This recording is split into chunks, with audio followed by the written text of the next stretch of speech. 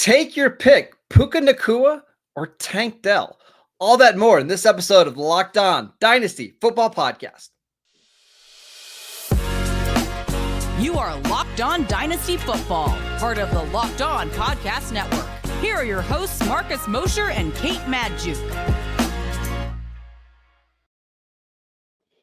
Welcome back to the Locked On Dynasty Football Podcast, part of the Locked On Podcast Network, your team every day. We'd like to thank you for making us your first listen of the day. This episode is brought to you by PrizePicks, the easiest and most exciting way to play daily fantasy sports. Go to prizepicks.com/LockedOnNFL and use promo code LockedOnNFL, all lowercase, for a first deposit match up to $100. I am your host, Marcus Mosher. You can follow me on Twitter at Marcus_Mosher. Joining me today, as always, is Kate Madjuk. You can check her out on Twitter at Kate Madjuk. You can also check out her fantastic work at Pro Football Focus. We've got a little fun segment or show for you guys today. We're going to do some Would You Rather, take your pick when it comes to some hot button players, especially rookies this year. Kate, let's just get it right into it. Our first one, Puka Nacua or Tank Dell as wide receiver one? I think this one is this one's a very tough one. But Marcus, the more I watch Tank Dell, the more I'm inclined. I got to present the case for Tank Dell here. He is far and away the best route runner in this class, and I think we generally knew that coming out. But like, we looked at the production. Okay, that checked out. Tank Dell just kind of dominated the FBS in his final 2 seasons with Houston. He's the only player in the FBS with more than 2,400 receiving yards in his final 2 years. Only player with more than 27 receiving touchdowns in that span. He was a freak, and like, very simply put. And I think if you hadn't seen the height and weight, and you just looked at his tape, his ability to run routes, the production, there wouldn't have really been many questions about Tank Dell to begin with, right? Like, I think if there weren't these questions, we might have seen him go in the second round, maybe even into the first, just based on what you saw. But again, he, posed that big question: can he be the size outlier? And to this point, he absolutely has been. Among wide receivers with 50 or more targets this year, Tank Dell is ranked top 15 in yards per reception, yards per route run, contested catch percentage, Marcus. Like, contested catch percentage for this little teeny tiny man, he plays so much bigger than, I think we can give him credit for. And though Puka Nacua, I know, has so much upside, I think part of his downturn in production obviously comes from I think a small decrease in that target share with Cooper Kupp in the mix, which shouldn't be a problem long term. But I think that the overall trajectory of both of these teams, I'm going to trust the trajectory that Tank Dell is on probably over Nacua. And like I said, every week he just gives you more and more reason to disregard the height and weight and just buy into the talent. So I love Tank Dell. We have been big supporters of Tank Dell through this entire process. But the answer here, Kate, is Puka Nacua for a couple of reasons. Number one, he's tied with Sean McVay, who is just one of the best offensive masterminds that we have in the league. His only downturn in production was when Matt Stafford wasn't on the field. And I know that's a little bit of a concern, right? Like, how long is Matt Stafford going to be with the Rams? How long is Sean McVay going to be with the Rams? That's another question, because it's felt lately like he's got one foot out the door. I think Sean McVay likes living in Los Angeles. I think he's going to stay there for a while. Now, Matt Stafford might not be, but we've seen Sean McVay get ridiculous quarterback production and ridiculous wide receiver production, no matter who, whether it's Jared Goff, whether it's Matt Stafford, whether it was Cooper Kupp or Robert Woods. Like, he's always had someone to produce. And you just look at the raw numbers, Kate. Like, we're going into week 13, and Puka already has 73 catches, 924 yards, only 3 touchdowns. So he's not even getting the touchdowns yet, and he's still producing like a top 5 fantasy receiver. This role is just, it's gold for fantasy players. I want the slot receiver in Sean McVay's offense, and it's why I'm taking Puka. I think it's fair. And look, Marcus, if I could have both of these guys on my roster, I want them. I want all of them. And this has been, we've been kind of spoiled, I think, with the rookies, especially given, Puka's draft capital, right? Like you didn't have to spend up for Puka Nacua. No. You also didn't have to spend up for Tank Dell. So really, I feel like we're debating, kind of senselessly at this point because man, are you lucky to have either of these guys on your roster and you didn't have to pay up to do it, which is even more beautiful. So we don't officially have ADP for the month of like the last few months of the last few weeks of November. But I did get a little sneak peek of what the wide receiver rankings were, what they're going to be on the next couple of days on Dynasty League Ooh. football. Puka Nacua and Tank Dell are currently top 12 Dynasty receivers right now. Wow. And I'm not surprised at all. You go through the names of like some of these other receivers that are being drafted. Like I'll give you a name, Chris Olave. I'm a huge Chris Olave fan. I would just rather have both of these players than Chris Olave. That's getting spicy, Marcus. It's getting spicy, but Well, I let me mean, give you the that speaks receivers. to the talent and Let me give you the situation. receivers after wide receiver 7, at least according to our last batch of wide receiver ADP. Jalen Waddle, Stephon Diggs, Chris Olave, Jordan Addison, wide receiver 11, Devontae Smith. And now you can make an argument, hey, some of these guys should be higher than Dell and Nacua or whatever, but it's not a tier gap for me. Like these guys, Dell and Nacua are absolutely in that conversation. Yeah, I think very fair on both sides. All right. So you're making me choose against Tank Dell. It's a very, very cruel thing for you to do. But you know what's worse, Kate? Making me choose between Sam LaPorta and Dalton Kincaid, who we are going to debate next. This episode is brought to you by PrizePicks. PrizePicks is the largest daily fantasy sports platform in North America. It is the easiest and most exciting way to play DFS because it's just you against the numbers. Instead of battling thousands of other players, including pros and sharks, all you have to do is pick more than or less than on 2 to 6 player stat projections and watch the winnings roll in. PrizePicks is the most fun that I've had playing DFS. There's so many different players to choose from, so many different stat projections. It's absolutely incredible. PrizePicks even offers a reboot policy that your entries stay in play, even if one of your players gets injured. For football and basketball games, if you have a player who exits in the first half and does not return for the second, that player is rebooted. PrizePicks is the only daily fantasy sports platform with an injury insurance policy. Go to prizepicks.com/LockedOnNFL and use promo code LockedOnNFL for a first deposit match up to $100. Again, go to prizepicks.com/LockedOnNFL and use promo code LockedOnNFL for a first deposit match up to $100. Welcome back to the Locked On Dynasty Football Podcast. We wanted to let you know that Locked On has launched the first ever national sports 24/7 streaming channel on YouTube. Locked On Sports Today is here for you 24/7, covering the top sports stories of the day with the local experts of Locked On, plus our national shows covering every league. Go to Locked On Sports Today on YouTube and subscribe to the first ever national sports 24/7 streaming channel. All right, Kate, our next would you rather, Sam LaPorta or Dalton Kincaid? Marcus, again, you can't go wrong with either of these tight ends here. I feel like it's we're arguing Granny Smith versus I don't know, some other I was going to use like sour a apple. chocolate, right? Like your Snickers versus Twix. Yes. Okay. Perfect example. Perfect example. Yeah, chocolate. I don't know much about apples. I don't know why I went there. I'm going with Sam LaPorta here. He is the overall tight end 1 in Dynasty right now, which is insane. But not too far behind him is Dalton Kincaid. I'm just so enthralled with Sam LaPorta. First of all, it was my favorite receiving tight end coming out of this class, just based on his yards after the catch ability. It was bar none, right? Absolutely.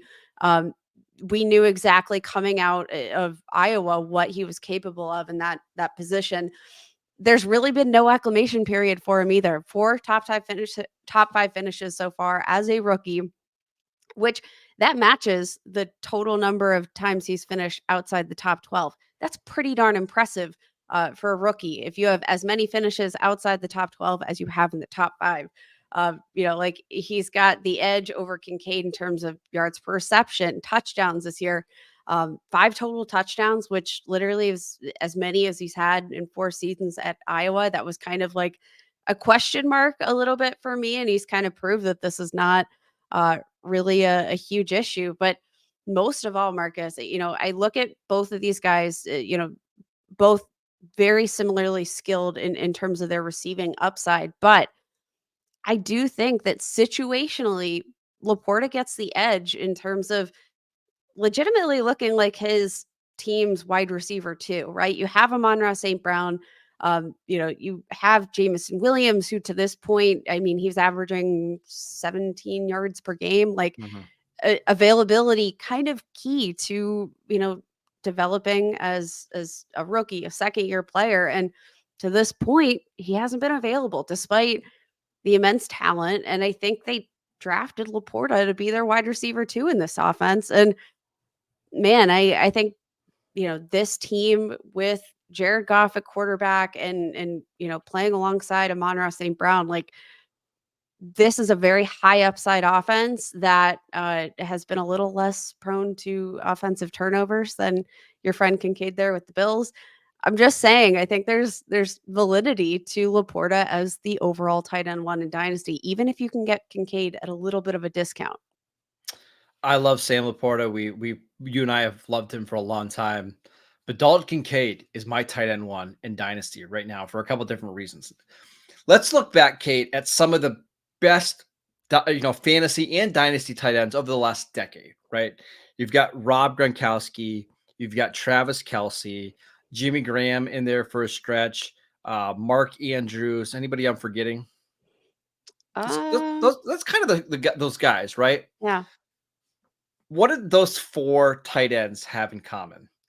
Tom Brady, Drew Brees, and Russell Wilson for a little bit, Lamar Jackson, and Patrick Mahomes, right? All of them were tied to like this elite quarterback. And that's why I'm going with Kincaid over Sam LaPorta.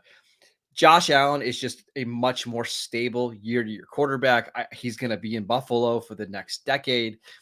I want as many players around Josh Allen as possible. Also, Kate, you look at this receiver situation in Buffalo right now. There's Stephon Diggs. We don't even have to go through all the things that are going on with Stephon Diggs right now, such as his brothers saying they need to get him out of Buffalo.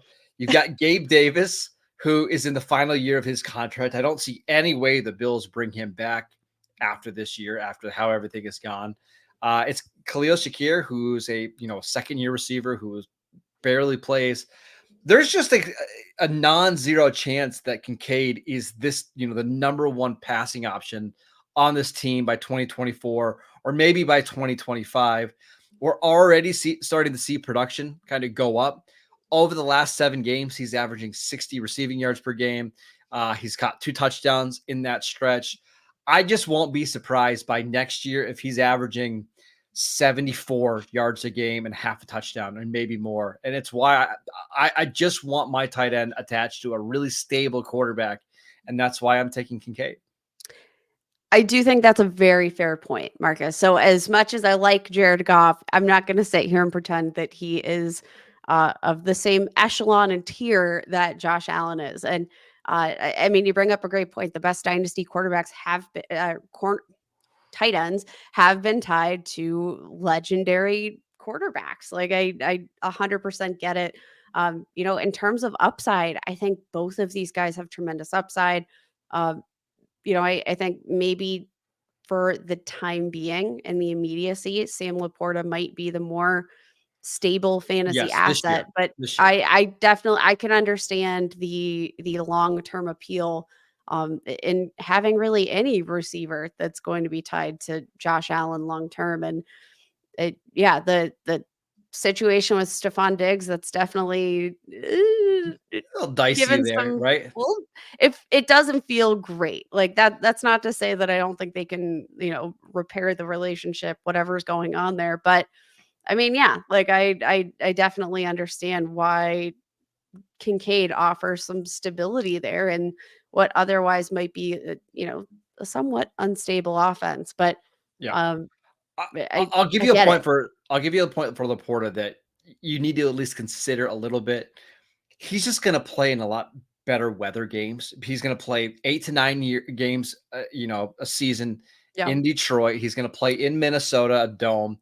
Whereas Buffalo, there's going to be fantasy playoffs where he plays 3 straight road games and it's snowing and raining and windy, and it's going to be really hard to rely on that. Now, is that enough for me to put LaPorta over Kincaid? No, but it is something you need to think about when it comes to ranking some of these tight ends. LaPorta being in a dome, same with TJ Hackinson, is a big advantage, especially when you get later in the year. We have our fantasy playoffs. They're like late December now, like right around Christmas time is when our fantasy playoffs are. That does give a little check to Sam LaPorta. I think all those good points, especially since it's in the favor of my guy. So Just really quickly. So for me, I have Dalton Kincaid and Sam LaPorta as my tight end 1 and tight end 2 in Dynasty right now. After those guys, who do you have? Because the next options are obviously Travis Kelce, who is really starting to look a lot older. You've got Mark Andrews now, who's coming off, who's going to be coming off an injury next year. Part of me just wants to put TJ Hawkinson as tight end 3 right now. Am I crazy? I don't think you're crazy. I still, just given the sheer upside of TJ Hawkinson, I think that is very, very fair. Mark Andrews and TJ Hawkinson right now for me feel neck and neck, although like the emergence of Zay Flowers and the connection that he has.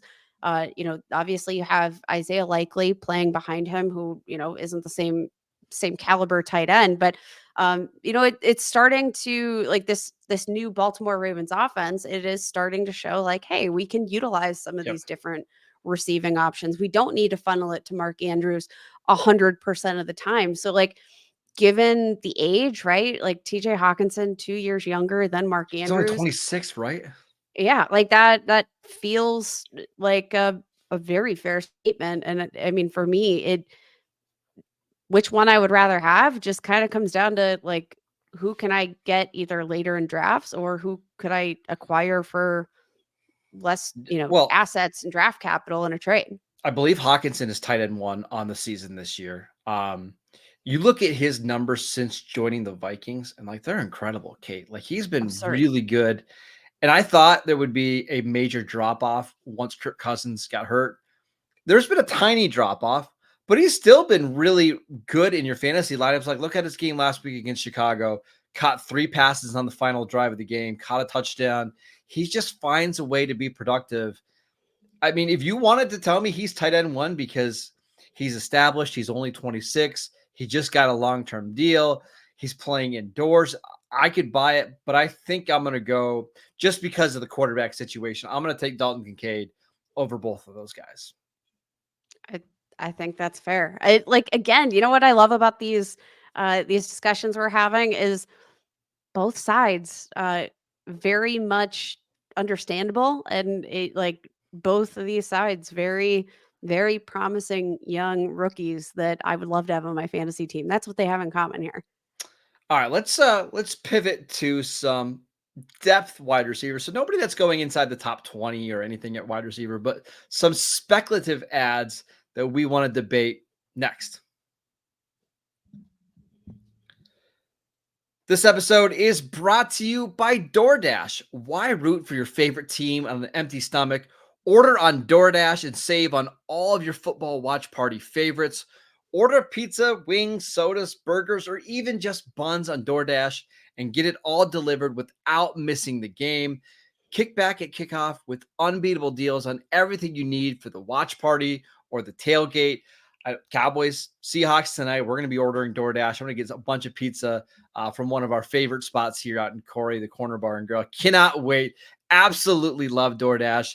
Get 50% off up to a $10 value when you spend $15 or more on your first order when you download the DoorDash app and enter promo code LOCK23, subject to change, terms apply. Again, that is 50% off up to a $10 value when you spend $15 or more on your first order when you download the DoorDash app and enter promo code LOCK23, subject to change. We want to let you know that this episode is brought to you by FanDuel. As the weather gets colder, the NFL offers stay hot on FanDuel. Right now, new customers can get $150 in bonus bets with any winning $5 moneyline bet. That is $150 if your team wins. If you've been thinking about joining FanDuel, there is no better time to get in on the action. The app is so easy to use. There's a wide range of betting options available, including spreads, player props, over-unders, and so much more. You can also go bet on who's going to make the playoffs, who's going to win the NFL MVP award. That race is getting really tight. Who's going to be the defensive player of the year? Is it going to be Myles Garrett, Michael Parsons, TJ Watt, DeRon Bland? So many great options right now. Visit FanDuel.com/lockedon and kick off the NFL season with FanDuel, the official partner of the NFL. Welcome back to the Locked On Dynasty Football Podcast. Every dayers, we want to let you know on tomorrow's show, Kate and I are going to react to Seahawks Cowboys on Thursday Night Football. All of our biggest takeaways. We will also have our promotion commotion segment, which is always so much fun. So make sure you tune in for that. But Kate, right now, one more, take your pick. Jayden Reed or Marvin Mims? This one's super hard, Marcus, because, I love Marvin Mims. Just to be clear, one of my favorite prospects coming out of this year's draft. Just speedy, everything that you could possibly want in a wide receiver. You get it out of Marvin Mims. But to this point, I don't really understand what's going on in the Denver Broncos offense, because anytime he touches the ball, really, really exciting things happen. But to this point, they haven't really tapped into all of that potential. Now, I will argue Marvin Mims definitely has the higher ceiling of these two wide receivers. But if we are looking at the floor and just finding a very reliable, maybe wide receiver too, here in and here out, Jayden Reed might actually be that guy. Came out an incredible route runner, one of the best, I think, in this rookie class. Obviously no candle lit to Tank Dell here, but in terms of the overall skills in this Packers receiving room, I think Jayden Reed is probably the most refined and has the safest floor among all of these players who are kind of all in the midst of still developing their professional skill sets. I think obviously probably a slightly lower ceiling than Christian Watson. He's a little bit smaller. He's not as athletic. Reed definitely has the higher floor for me, though, not just among the Packers receivers in comparison to Marvin Mims. This is an offense we know is trending up. We know the vibes we've spoken. I think what was it just last week that we were all over this Packers offense. We look at Jayden Reed, top 15 among wide receivers in passer rating when targeted, yards after contact per reception. He's got this slot role under lock in this Packers offense. And I think that's going to be a super valuable one, especially considering while we see Romeo Doubs, Christian Watson kind of teeter-totter around the outside of the lineup, I think this slot role is going to have a very integral part in moving the chains in this offense moving forward. We've seen he's got a nose for the end zone. I really like Jayden Reed, and he might be one of the a nice buy low candidate, for those that are looking for kind of a safer asset that, might just be able to be one of those perennial flex plays week in and week out. I think Jayden Reed's that guy, whereas Marvin Mims, I think he's, despite the talent, going to have some more volatility there that isn't going to be able to sustain some of that reliability that fantasy managers are probably looking for. You made my case for me, though. It's the upside. When it comes down to some of these mid-range receivers right now on Dynasty League football, Jayden Reed's going as wide receiver 46, Marvin Mims wide receiver 53. I'm chasing upside. I want to get as many of these guys that could potentially be like high-end wide receiver twos for me. And to me, that's just Marvin Mims for a couple of reasons. Number one, this was Sean Payton's first draft pick that he's made with the Denver Broncos. He obviously likes him. He talks about him all the time, how they need to get him the ball more. I think that's going to happen. It probably won't happen, though, Kate, until next year. Jerry Jeudy is a free agent. I don't see him coming back. Cortland Sutton, his deal, I believe he either has a year left or his deal is up as well. I think he will return, which means that Marvin Mims is going to slide right into that Jerry Jeudy role. I just think there's a chance that he could be an 1,100 yards receiver, 7 or 8 touchdowns. And maybe you're right. Maybe he is a little bit more volatile, week to week, but I just see a lot more upside with his profile and what his role is going to be in this offense. Again, I think very fair. So maybe the tiebreaker here, Marcus, for those listening is what kind of asset are you looking for? Because I think both of these guys are very similar tier players at this point in terms of their dynasty value. But are you looking for a guy that, might just kind of sit in your flex and rack up like 10 to 15 points every week? Or are you chasing the upside? And I think it's very sometimes roster dependent on what kind of player you need to complete your lineup on a week to week basis. And kind of use that as your guiding factor for which of these receivers you would rather have on the roster. I do like both of these players, and you can get both of them pretty cheap right now, especially Marvin Mims, who has seen his dynasty value drop. I got a feeling, though, Kate, the closer that we get to the offseason, I think that's when you're going to see Mims's value start to rise, even if he doesn't start to produce at all, because people are going to start looking at the contract, looking at the future, being like, there's just no way that both of these receivers are back for Denver next year. Marvin Mims is obviously going to be one of the starters. Go buy him now before his value goes up. So just to recap, Kate, you are taking Tank Dell, Sam LaPorta, and Jaden Reed. I'm taking Puka Nacua, Dalton Kincaid, Marvin Mims. We want to know your thoughts. Who would you rather have in these 3 scenarios? Make sure that you reach out to us on Twitter or at X. We want to see the results. Maybe Kate will put up a nice little poll for us. Can't wait to see it. If you like the Locked On Dynasty Football Show, and obviously you do because you're listening to this right now, go check us out on YouTube. We post shows every single day over there. Go listen to the podcast wherever you get your podcasts. We are free and available on all platforms. Go check out Kate on Twitter at Kate Majuk. Go check out her fantastic work at Pro Football Focus. I'm at Marcus_Mosher. Enjoy the game on Thursday between the Seahawks and the Cowboys, and we will see you right back here tomorrow.